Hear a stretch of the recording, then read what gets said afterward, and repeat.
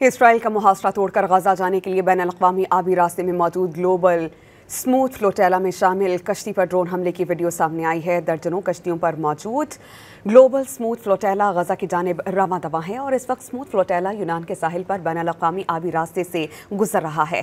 Flotilla में पाकिस्तान के साबिक़ senator Mushtaq Ahmad समेत सैकड़ों अफराद मौजूद हैं। साबिक़ सेनेटर मुश्ताक अहमद की जानिब से सोशल मीडिया पर डाली गई पोस्ट में बताया गया है कि रात के वक्त गजा के लिए जाने वाले पुरअमन ग्लोबल स्मूथ फ्लोटेला पर 10 ड्रोन्स हमले किए गए।